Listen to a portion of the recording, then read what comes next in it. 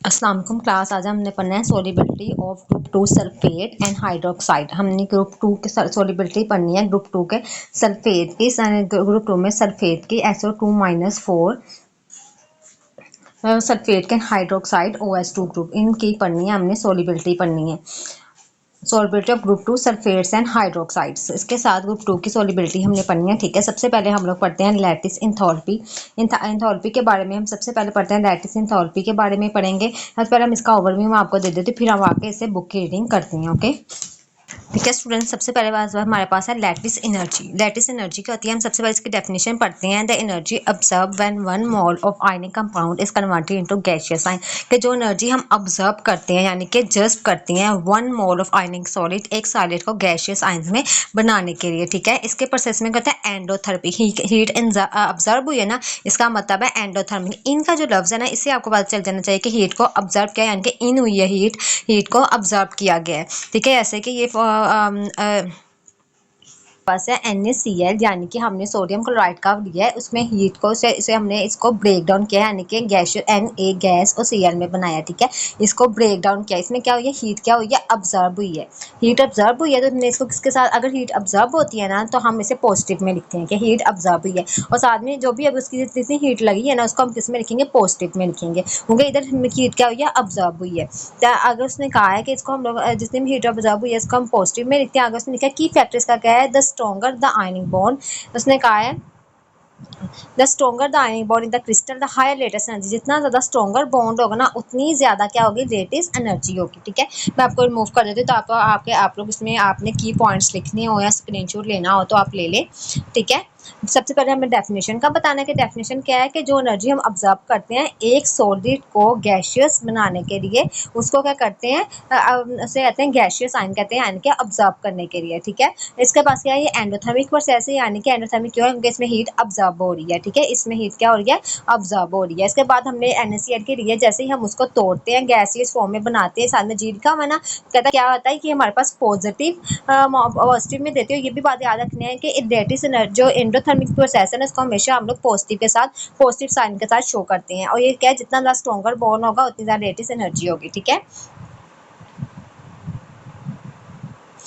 मैं इसको रिमूव कर रही हूँ ताकि आप लोग इसका स्क्रीनशॉट ले लें अगर लेना चाहते हैं। ठीक है, इसकी रिप्रेजेंटेशन भी देख लें कि इसे डेल्टा एच लेटिस के साथ रिप्रेजेंट किया जाता है। आप स्क्रीनशॉट ले लें, और ये डेल्टा एस लेटिस के साथ इसको रिप्रेजेंट किया जाता है। हम बुक में आप जाके पढ़ते हैं कि बुक में इसमें और डिटेल क्या दी हुई है, इसमें एग्जाम्पल्स भी आप देख सकते हैं, शो करवाई हुई है मैंने, ये भी आप लिख सकते हैं इसके अंदर कि सॉलिड से कैसे मैंने गैसियस में हमने बनाया इसको। ठीक है, लैटिस सबसे पहले हम लोग पढ़ते हैं लैटिस एंथैल्पी के बारे में पढ़ते हैं। ठीक है, इसमें सबसे पहले हमारे इसने बताया है फिर से रिप्रेजेंट किस तरह करते हैं इस बारे में बताइए। डेल्टा एच लेटिस का जैसे रिप्रेजेंट करते हैं, is the energy required to break a part of one molecule solid ion compound of gaseous ion. इसकी डेफिनेशन है कि हम एक जितनी अमाउंट ऑफ एनर्जी हमें जरूरत पड़ती है ब्रेक करने के लिए एक मोल सॉलिड को गैसियस में बनाने के लिए, जो एक मोल हम एनर्जी ऑब्जर्व करते हैं हम लोग क्या कहते हैं, लैटिस एंथैल्पी, यानी कि ये इसे लैटिस एंथैल्पी कहती हैं। ठीक है, आगे हमारे पास है दिस इज ऑलवेज एंडोथर्मिक। क्या ये एंडोथर्मिक है, क्यों ये एंडोथर्मिक, क्योंकि ये हीट क्या करती है, ऑब्जर्व करती है। Stronger force in the crystals lattice enthalpy high lattice enthalpy. अगर स्ट्रॉन्गर उसका कहता है, अगर स्ट्रॉन्गर बॉन्ड के अंदर बॉन्ड है ना, फोर्सेज है, इनके NaCl है फॉर एग्जांपल हमारे पास। ठीक है, कहता है कि NaCl के पास अगर स्ट्रॉन्गर बॉन्ड है ना, सॉरी इसको रिमूव करके लिखते हैं, फॉर एग्जाम्पल हमारे पास NaCl है, कहता है अगर इसके पास स्ट्रॉन्गर बॉन्ड है ना, तो कहता है कि हमें ज़्यादा हीट की हायर लैटिस एंथैल्पी की जरूरत पड़ेगी। It depend on the charge and size of the ion. किसके ऊपर ये डिपेंड करता है, कितना चार्ज है और साइन है, साइज है आयन का, यानी कि कितने जहाँ हमारे पास अगर बेरिलियम है या मैग्नीशियम है, इसका कितना साइन है, साइज है, इसके ऊपर डिपेंड करता है। तो हम ग्रुप 2 की बात कर रहे हैं ना, as the size of the cation and anion are comparable, the attractive forces become stronger and the lattice energy is high। कहता है कि अगर दोनों, अगर फॉर एग्जांपल हमारे पास कोई भी एक हमारे पास Na है, ठीक है, एक हमारे पास Cl है, सोडियम का, एक क्लोरीन का। कहता अगर मैं सपोज आपको करानी है, इनका साइज अगर कहता है कि सेम है ना, कंपेयरेबल है, यानी छोटा बड़ा नहीं है, तो कहता है इसके ऊपर हमें ज़्यादा लैटिस एनर्जी की जरूरत पड़ेगी, ज़्यादा हमें इसे एनर्जी देनी पड़ेगी। when the ion is larger and the much smaller, आगे वाला लाइन कह रहा है when the ion is larger। अगर एक आयन फॉर एग्जांपल, अगर इसमें NaCl की मैं सिर्फ आपको एग्जांपल दे रही हूँ, फॉर एग्जांपल सपोज करने का इस एक का साइज बड़ा है and the other much smaller, और Cl का जो साइज है वो Cl का साइज छोटा है, यानी कि Cl का छोटा है Na का बढ़ा है, तो कहता क्या होगा, द फोर्सेस बिकम वीकर, क्या होगी, जो फोर्सेज होगी वो वीक हो जाएगी and they have lower latest energy, इसकी एनर्जी भी क्या होगी, कम हो जाएगी। ठीक है, हमने इसमें इसको रिमूव करते हैं। हम इसमें क्या पढ़ा है कि हमने सबसे पहले इसकी डेफिनेशन पढ़ी है फर्स्ट लाइन में कि लोअर लेटेस्ट एनर्जी क्या होती है, सॉलिड आयन को गैसियस फॉर्म में बनाने के लिए जो एनर्जी ऑब्जर्व की जाती है उसको हम लेटेस्ट एनर्जी कहते हैं। फिर हमने पढ़ा कि एंडोथर्मिक है, दो बातें होंगी। फिर हमने तीसरी बात फोर्सेज के बारे में पढ़ी है, अगर ज़्यादा स्ट्रॉन्गर फोर्सेज होगी तो ज़्यादा हमें, अगर ज़्यादा फोर्सेज होगी ना तो ज़्यादा हमें देनी पड़ेगी इसके अंदर हीट देनी पड़े, ज़्यादा इसको एनर्जी देनी पड़ेगी। ठीक है, कहता है कि अगर आपके पास दोनों साइज कंपेयर बना है तो कहता है क्या होगा, आपको ज़्यादा हीट देनी पड़ेगी। अगर एक साइज छोटा है, इनके एन का छोटा है, Cl का बड़ा है, तो कहता है कि हमें कम हीट देनी पड़ेगी क्योंकि एक छोटा साइज है और एक क्या है, बड़ा साइज है। इसे हम लेटेस्ट एनर्जी कहते हैं। ठीक है,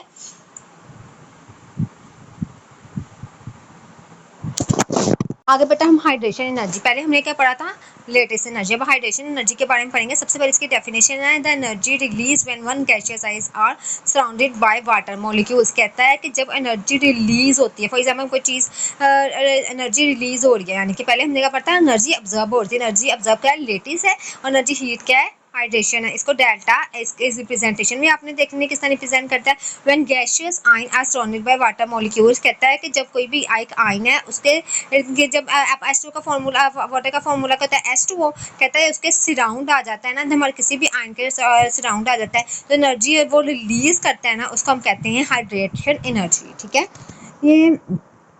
ये प्रोसेस क्या है, कहता है कि ये एक्सोथर्मिक प्रोसेस है, यानी कि इसमें हीट रिलीज हो रही है ना, बाहर जा रही है तो एक्सो है। अगर हीट ऑब्जर्व होगी, इन होगी तो एंडोथर्मिक होगा। ठीक है, इन से ही आपने अंदाजा लगा देना है क्या है कि इसके अंदर हीट क्या हो रही है, जा रही है। ये एक्सोथर्मिक है ना, सॉरी इसमें क्या हो रही है, पहले मैंने आपको इसमें गलत शायद कह दिया कि ऑब्जर्व हो रही है, बल्कि एक्सोथर्मिक है ना, तो इसमें क्या है, हीट क्या है, रिलीज हो रही है। ऐसा ही है। ठीक है, अगर आगे हम पढ़ते हैं, इसको रिमूव कर दें।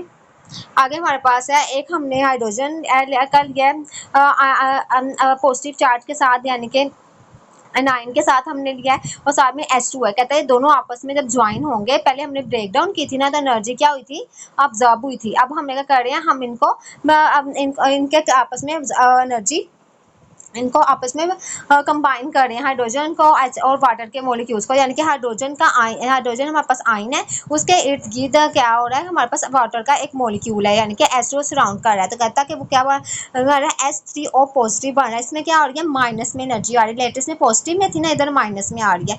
कहता है इसको हम माइनस के साथ रिप्रेजेंट करेंगे, ऐसे ही है।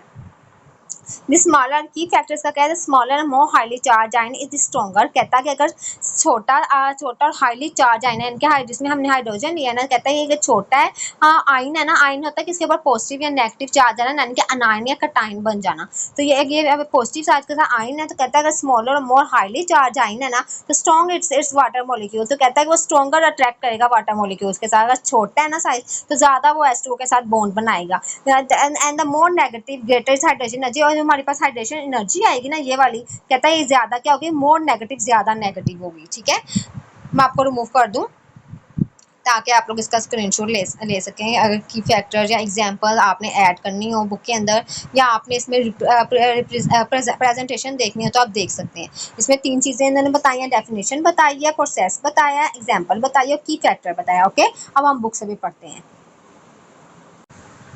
Enthalpy of hydration is energy released when gaseous ion is surrounded and attracted by water molecules। जैसे हमने पहले पढ़ा है, कोई एनर्जी अगर रिलीज करती है, एनर्जी रिलीज, हाइड्रेशन क्या है, एनर्जी रिलीज। इसमें क्या था, एनर्जी रिक्वायर्ड टू ब्रेक, यानी कि एनर्जी ऑब्जर्व हो रही थी। ऐसा ही था ना, इसमें हम एनर्जी ऑब्जर्व कर रहे थे।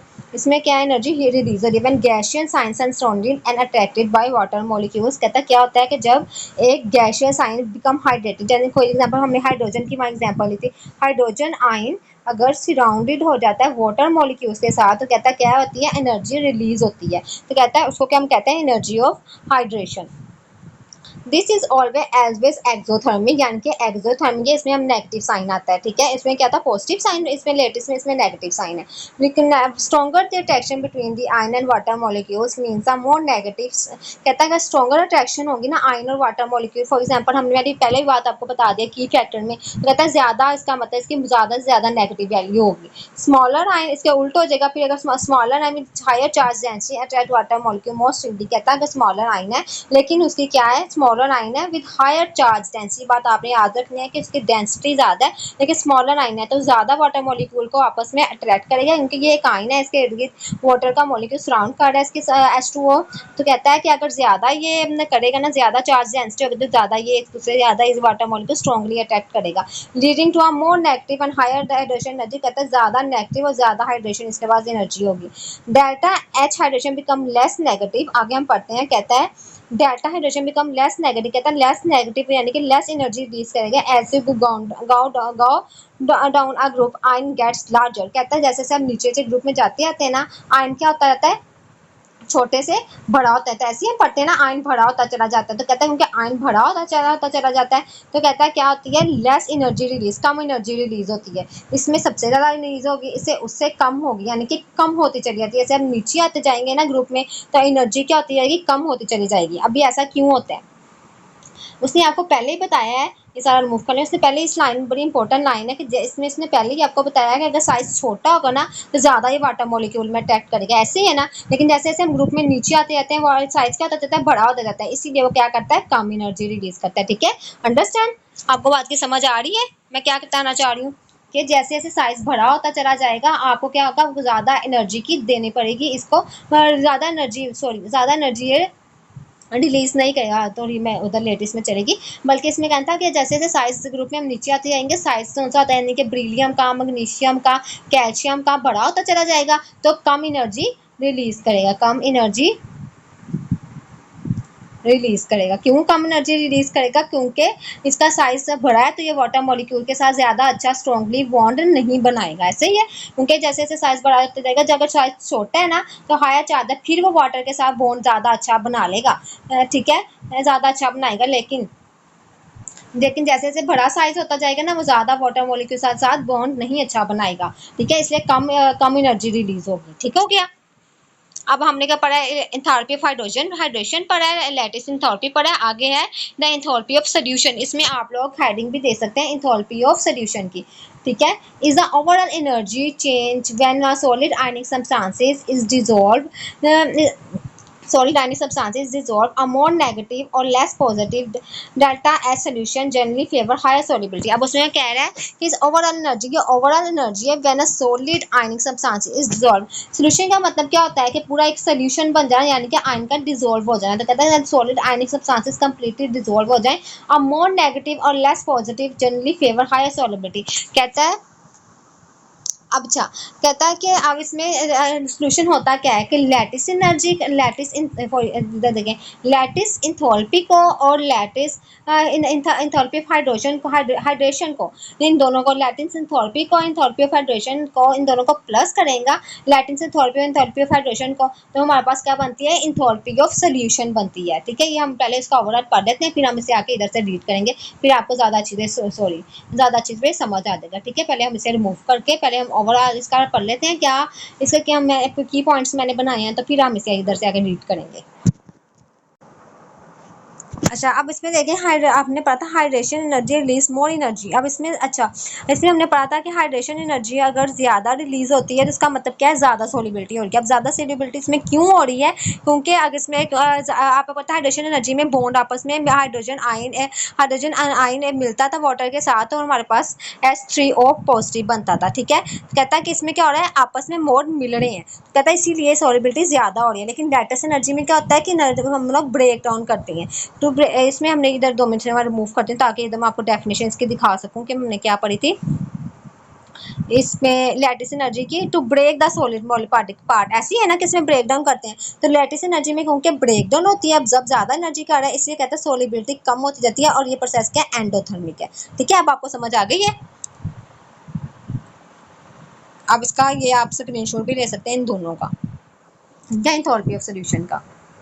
अब हम इसे बुक से जाके पढ़ते हैं कि मैंने आपको वो आखिरी लाइन क्या थी, इसका क्या था। ठीक है, अच्छा, अब इसने लास्ट लाइन पढ़े, उसने कहा है कि आप मोर नेगेटिव और लेस पॉजिटिव, कि ज़्यादा negative, more negative generally favour high solubility.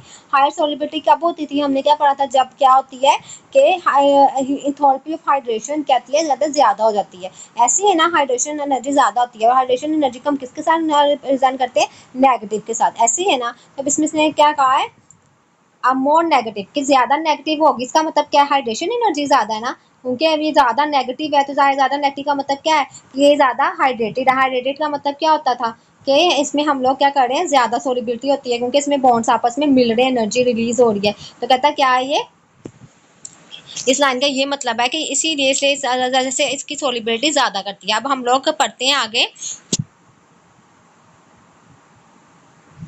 Solubility of hydroxide, group two hydroxide. कहता कि अब इसमें ऊपर सोलिबिलिटी ग्रुप टू हाइड्रोक्साइड की क्या दे सकते हैं, हेडिंग भी दे सकते हैं, ठीक है। पीछे एंथैल्पी ऑफ सॉल्यूशन की देती है इसमें से। अब इसमें भी हम पहले सबसे पहले जाके इसका ओवरव्यू लेते हैं, फिर बुक से आकर रीड करें, ठीक है बेटा।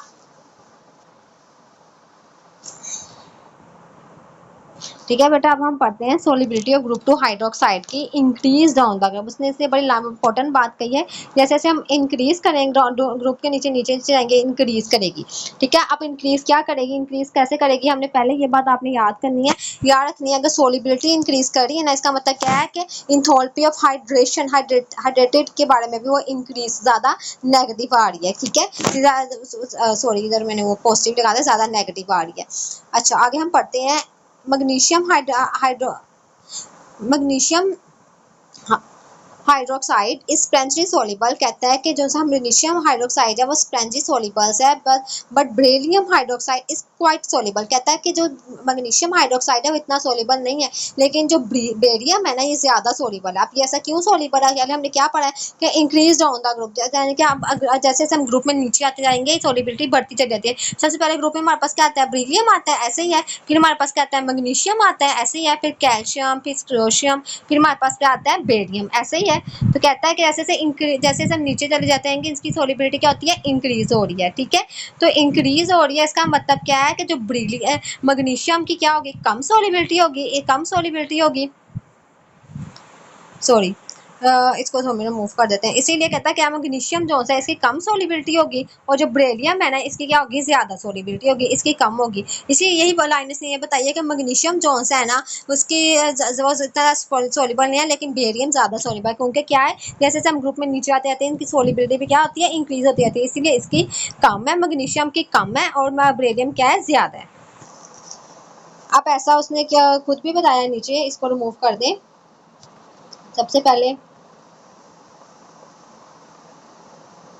ठीक है। ये अब उसने अब खुद भी कहता है, why as you gone down to the group, ये बात उसने फिर दोबारा खुद बता रहा है। जैसे अब ग्रुप में नीचे आएंगे, मैग्नीशियम टू बेरियम, यानी कि मैग्नीशियम से बेरियम तक आएंगे, ऐसे मैग्नीशियम से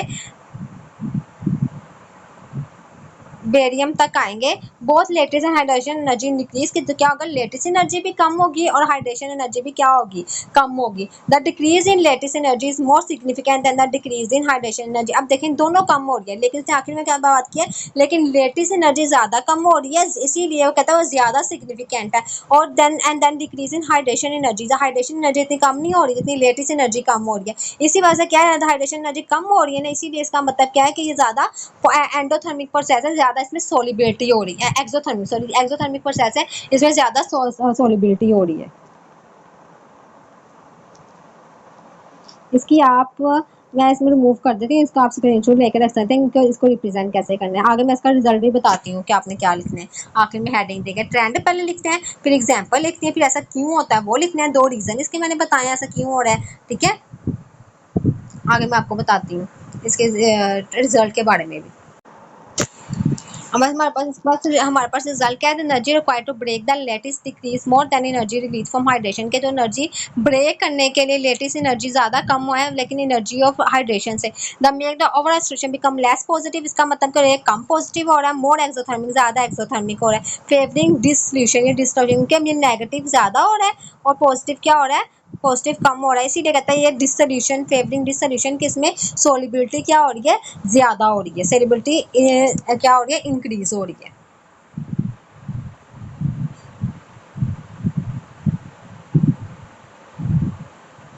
जैसे नीचे जाते हैं इसकी सोलिबिलिटी क्या होती जाती है, इंक्रीज होती जाती है। अब हम लोग पढ़ते हैं इसके अंदर, बुक से रीड करते हैं इसको।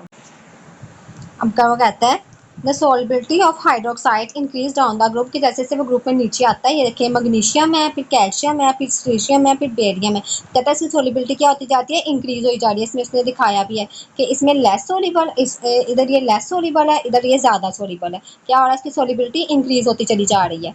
अब क्या है, आगे वो पढ़ रहा है magnesium hydroxide is strangely soluble, यानी कि जो मैग्नीशियम है ना, ये इतना सोलिबल नहीं है, इतना सोलिबल नहीं है। एंड बेरियम, ये जो सा बेरियम है ना, इस क्वाइट सोलिबल, ये कहता है सारा सोलिबल हो जाता है। क्यों सारा सोलिबल हो जाता है, going down the group both hydration energy and lattice energy increase, कहता है क्या होता है कि जैसे हम ग्रुप में नीचे आते जाते हैं, हाइड्रेशन एनर्जी भी कम होती चली जाती है और लैटिस एनर्जी भी कम होती चली जाती है। However the decrease in lattice energy is more significant, ये बड़ी इंपॉर्टेंट बात होती है, लेकिन ये कहता है लैटिस एंथैल्पी ने ज़्यादा सिग्निफिकेंट है, ज़्यादा हो रही होती है कि हाइड्रेशन से, क्योंकि हाइड्रेशन कम डिक्रीज हो रही होती है, लैटिस एंथैल्पी ज़्यादा डिक्रीज हो रही है। with smaller group to matter ion the latest energy hydroxide is higher, कहता है कि अगर स्मॉलर जो ज़्यादा छोटा है ना, मैग्नीशियम ज़्यादा छोटा है, बेरियम ज़्यादा बड़ा है, तो कहता है इसी वजह से क्या है, smaller group two matter in the lattice energy hydroxide is higher and vice versa, तो कहता है क्या होगा कि इसकी लेटेस्ट एनर्जी ज़्यादा होगी, इसकी लेटेस्ट एनर्जी क्या होगी, कम होगी, तो इसकी हाइड्रेशन ज़्यादा हो जाएगी, इसकी हाइड्रेशन क्या होगी, कम होगी। कहता है इसीलिए जहाँ से तो इसीलिए इसकी सोलिबिलिटी ज़्यादा है। ठीक है, बात मैंने आपको पहले बड़ी अच्छी तरह से अलग भी समझा दी हुई है। आगे हम पढ़ते हैं solubility of group to sulphate. अब सल्फेट की पढ़ते हैं, पहले इसका भी पहले जाके ओवरव्यू ले लेते हैं, फिर इधर बुक से आके रीड करेंगे सल्फेट की। हम हेडिंग दे सकते हैं सोलिबिलिटी ग्रुप टू सल्फेट, ऊपर दे सकते हैं सोलिबिलिटी ग्रुप टू हाइड्रोक्साइड, और उधर देते हैं एंथैल्पी ऑफ सॉल्यूशन की। दो मैंने खुद ही पहले दी हुई है बुक के अंदर। अच्छा, अब इसमें solubility of group to sulphate decrease down the group की कहता है कि जैसे जैसे हम नीचे, अब इसमें क्या होता था, इंक्रीज हो रही थी, हाइड्रोक्साइड में क्या होता है, इंक्रीज हो रही है, इसमें क्या हो रही है, डिक्रीज होती है। जैसे हम कहते हैं ग्रुप में नीचे चलते जाते हैं ना, नीचे जाई जाते हैं, ब्रीडियम ग्रुप में हम पढ़ा था, ब्रीलियम आता है, मैग्नीशियम आता है, कहता है जैसे जैसे हम कैल्शियम आता है, तो जैसे हम नीचे चले जाते हैं ना, क्या होती है, सोलिबिलिटी कम होती चली जाती है। मैग्नीशियम सल्फेट, जो मैग्नीशियम है ना, कहते हैं मैग्नीशियम सल्फेट इज सोलिबल, ये ज्यादा सोलिबल, ये soluble, and barium is less is insoluble, कहता है जो मैग्नीशियम है ना, ये सोलिबल होता है, और जो बेरियम है ना, वो कहता है जो आखिर में बेरियम आता है, कहता है ये इतना ज़्यादा इनसोलिबल सोलिबल नहीं होता। और जो हाइड्रोक्साइड हमने पढ़ा था, OH का बारे में पढ़ा था, उसमें हमने पढ़ा था मैग्नीशियम इतना सोलिबल नहीं होता और बेरियम ज़्यादा सोलिबल होता है, ऐसे ही पढ़ा ना पीछे। तो इसमें कहता है ये उससे उल्ट होता है, इसका इनका सोलिबिलिटी फैक्टर सल्फेट का और हाइड्रोक्साइड का। ठीक है, अब वाई इट इज़ डिफरेंट, कहते हैं डिफरेंट क्यों है, हम ये पढ़ते हैं।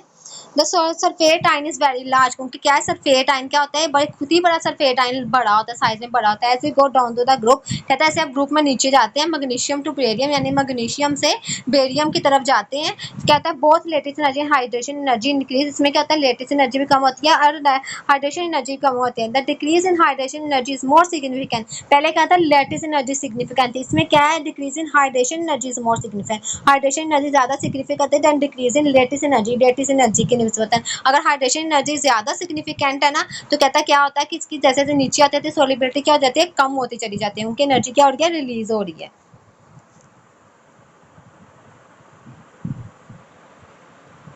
इसको मूव कर, तो आप लोग इसका स्क्रीनशॉट ले लें।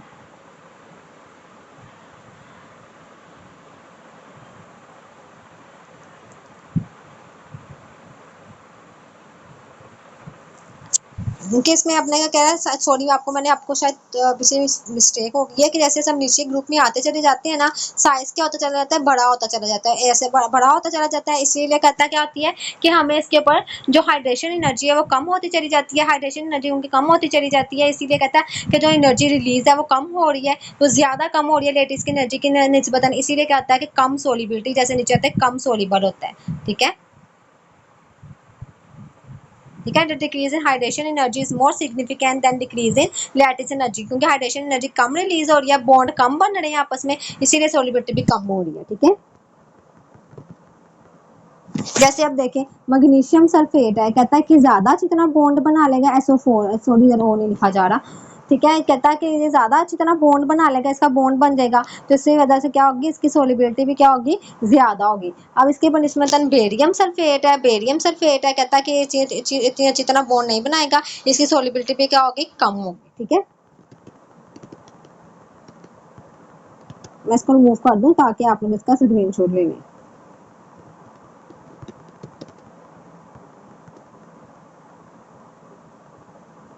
ये आप इसका स्क्रीनशॉट ले सकते हैं। ठीक है, आगे हम इसका रिजल्ट भी पढ़ लेते हैं।